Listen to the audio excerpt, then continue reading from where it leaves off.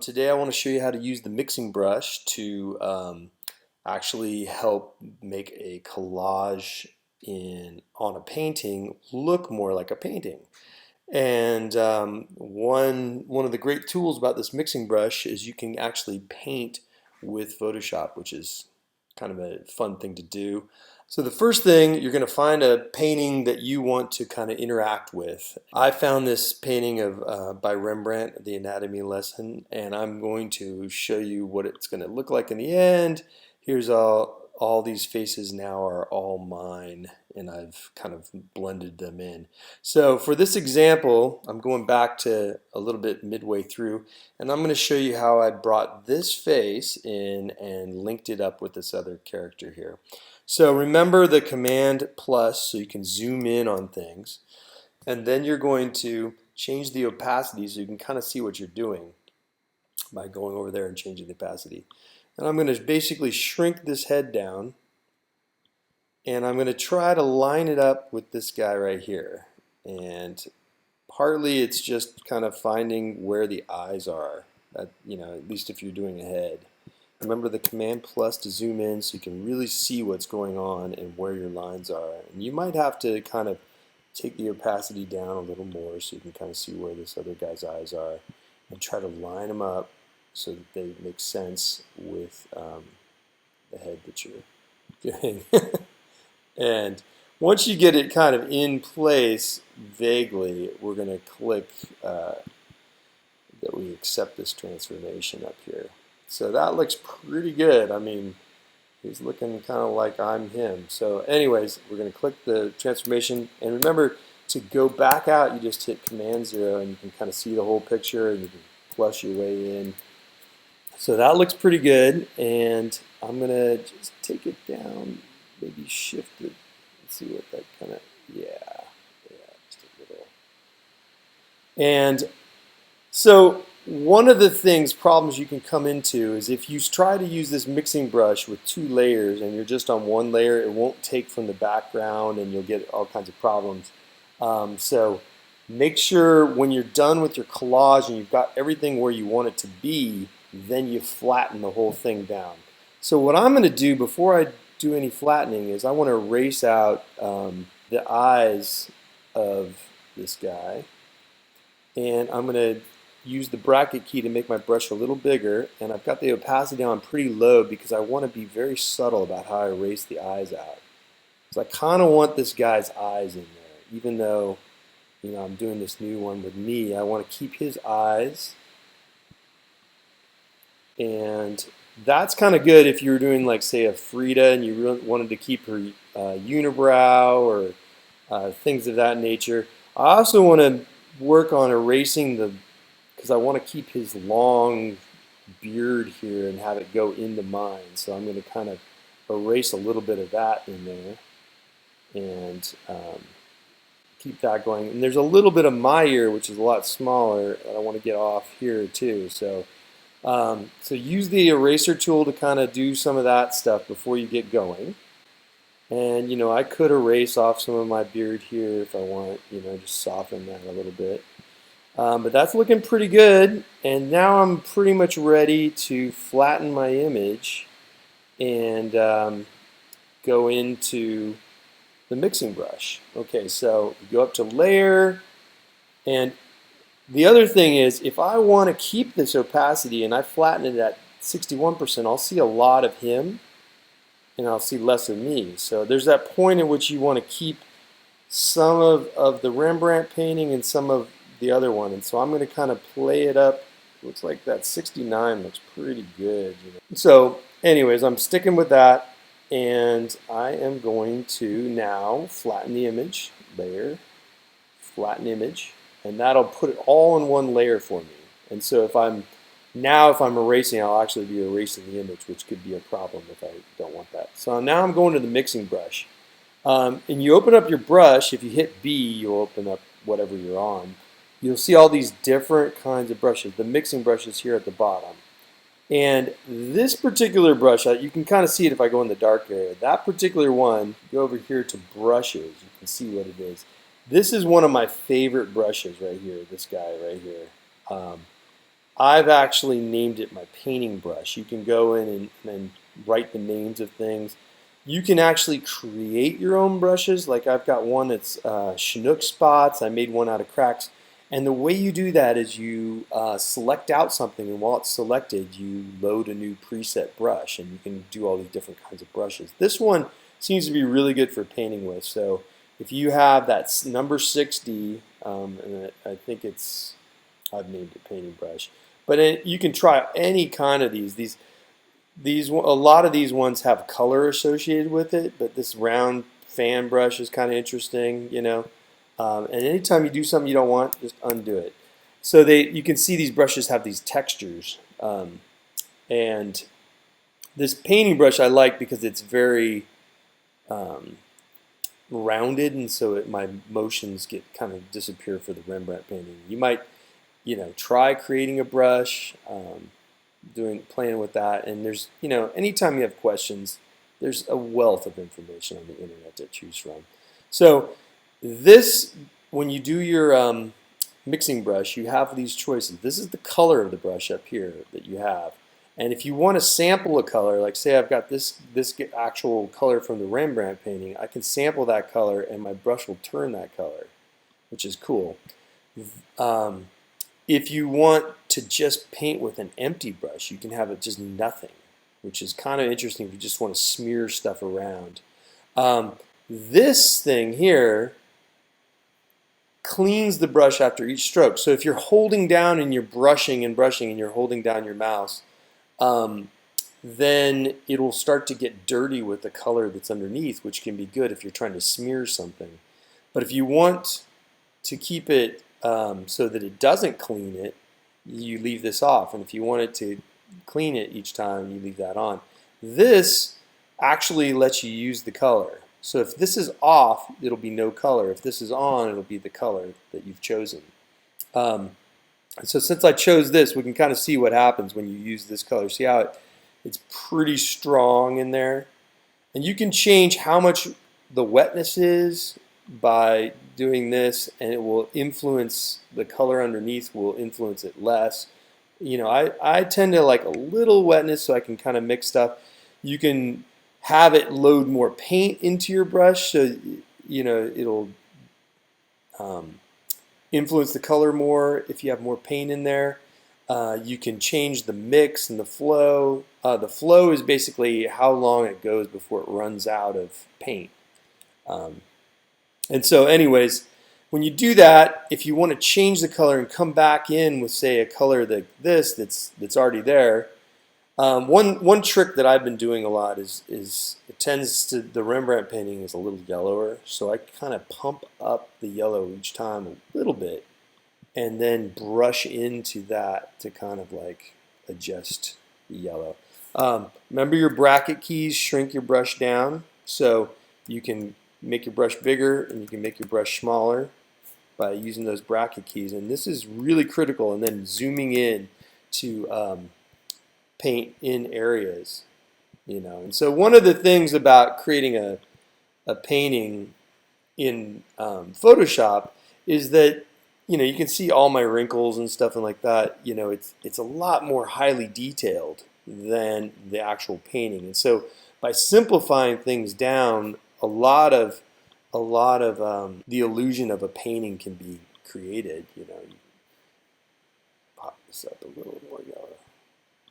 Anyway, so as you do this for a while, you'll start to kind of like build things onto the painting and make adjustments and whatnot, and kind of blur things in there.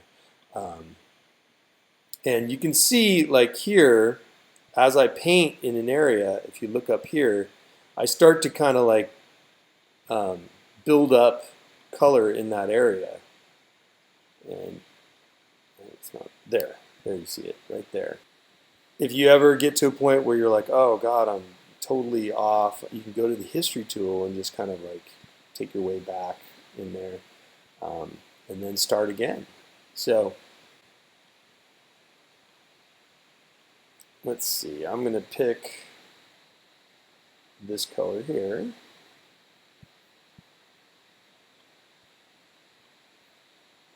And I'm going to shrink my brush down. I'm going to kind of just mush this in here. The nice thing about this is you can just keep clicking back and forth. Oh, one thing, what works with the regular brush, but doesn't work with this for some reason, is the option button to choose colors. You actually have to physically choose colors by clicking and then saying OK. Anyway, as you paint this, you'll kind of figure out how to do it, how you want to do it. And I just keep going back and forth between choosing actual colors that are there and brushing them in and trying to follow as best I can the lines of the face and changing the size of my brush and doing things like that, and then picking the color next to it to kind of blur between the two. Take my load down and clean my brush after each use. You can see, and what I do recommend is sometimes you can kind of like get in there and get an interesting color and really shrink your brush down and just pop in some actual color in there. Have some fun with it. Like for instance, these eyebrows, I can kind of change. I can actually give myself a little more color in my eyebrows if I want. So don't be afraid to actually take a little initiative and try to paint with it. Sometimes it's fun to take the original color and go, okay, I'll just move over here a little bit and start playing with that. The eyes, if I want to pump up my eye color, notice how when I'm clicking here, this is what the computer, it's like, that's gray. You can go, okay, I want like really blue eyes here, or blue-green. And I can take my thing and just kind of smear out that gray color and just pump up my color in these eyes here. Same with the whites of the eyes. A good thing, you sample first and then kind of take it up a notch and just hit some of that white there. And you can see how that just kind of livens the whole thing up. If you say are working on the eyebrows here, right? You'll notice because I'm using really a fairly big brush, it kind of makes the hairs go away. So the key is to kind of get your darker color in there, and then go up to your brush and find what your lighter gray is going to be, and shrink that brush way down, and then you can do these really nice lines through that kind of imitate the hair. And remember, it cleans the brush each time you take your hand off the mouse, and so you can kind of get a really nice kind of smear of hair through that. And sometimes you got to get a little whiter than it was giving you in order to see it. Yeah, there you go. You start to see it now. You can really smear that around and make that look a little more realistic. You can also take that white and just kind of dig a little hole here around the eye or hit this little highlight. It's not about necessarily hitting every single area, but hitting what you want out of those areas. Similar to here, I can kind of like start working some of those hairs down in through here. It's pretty subtle sometimes, and I'm going to tuck that up there and increase my load a little more so I can see my lines better. Yeah. You can make them bigger if you want. There you go. A little smaller. And so use the bracket tool if you haven't used it yet to adjust your brush size. It's a critical tool. So, here I'm just kind of blending the beard down. And honestly, have fun with this. Like just, experiment and scrape away. The truth is there's paintings you could do, you could do these things with Van Gogh. You could do this where you actually try to imitate the Van Gogh brushstrokes, which could be really a beautiful thing to play with. But remember the brackets for changing the size of your brush. Critical thing in terms of working with this. Get a bigger brush here. And I just pretty much, I mean, they said in your book, which I agree with, that you tend to use the same brush a lot when you're doing this. Once you find a brush you like, that'll probably be the brush you use um, for a lot of this stuff. So find the brush you like and then kind of play with it, and you will get used to the way it handles and what it does. And the beauty of the mixing brush is you can have a color and it's blending these colors together. So it's kind of, it gives you a lot more ability to make subtle shifts, which is nice. And you know, if you want to clean your brush off, do this, and take that off of that, then you really are just painting with nothing. You're just kind of blurring things together. And that's, if there's any one thing, that ability to just blur the colors together is a really nice kind of way to finish your piece and actually start making it kind of flow together better. And remember, you've got all these other tools in your arsenal too. Like you've got some of the other brush tools that I showed you, and create layers over the top of that, and do these different things with it. So you can see that as you zoom back, you're like, oh, that doesn't work. You know, work on this area. And try to get it to kind of imitate this area. It's starting to come together. But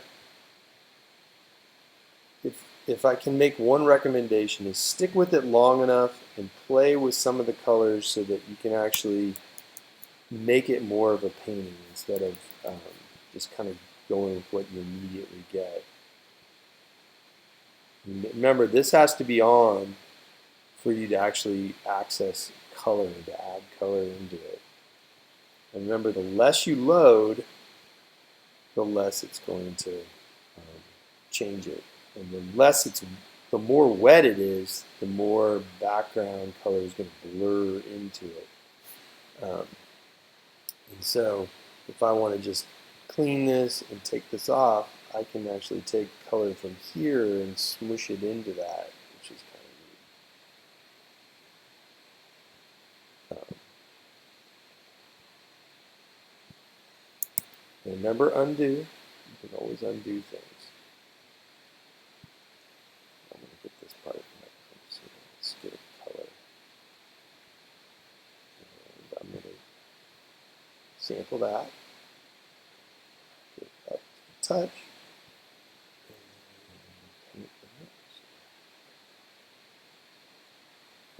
One trick sometimes is go really small and just kind of make a lot little crisscrossing motions to kind of like get the feel of a brush in there. And then always sample back over on the other side to kind of blend back in with the other color. And I'm going to kind of knock this up.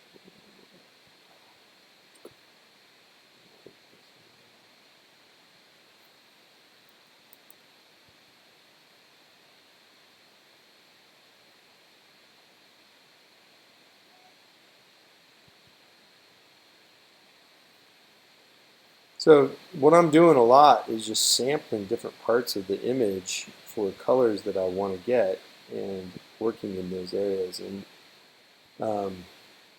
by doing that, I'm kind of like not totally losing my image. Because that, if you lose too much, you will you'll basically just be painting free form, which is cool and all. But you may not want that. So I'm going to get a little color from here, knock it into here, and I'm going to give myself some actual painted hair here instead of the photographic hair.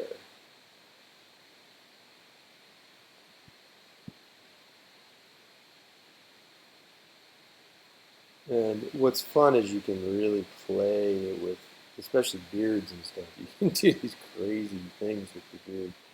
Um, Linking it into this guy's down here.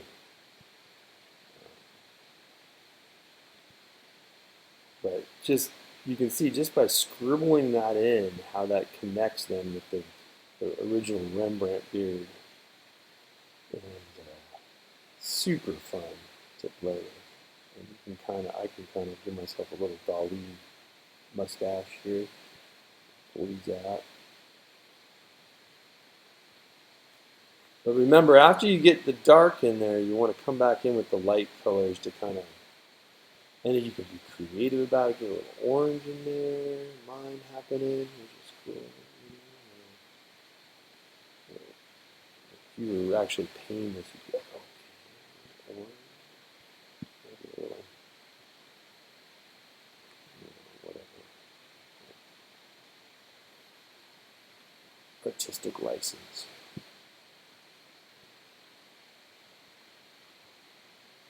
And let's get some light color, yellow it up a bit, kind of fun with it.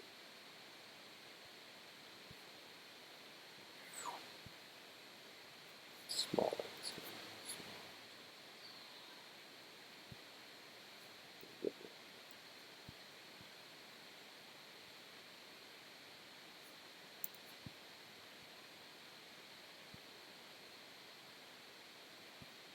And remember, what you're trying to do too is to actually kind of create the sense that it's a painting. And so, in a way, as it veers away from the photograph a little, it's going to look better as a painting.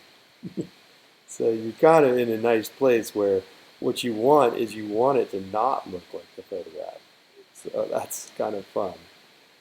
And anyway, there you go. It's a great example.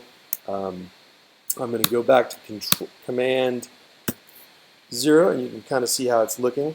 As you can kind of see, this guy's head right now is got to come in front of my head because I'm actually blocking this head that should be in front. And I'm really curious what you guys will do with this, and looking forward to seeing it. This is kind of how it's going to look for me in the end.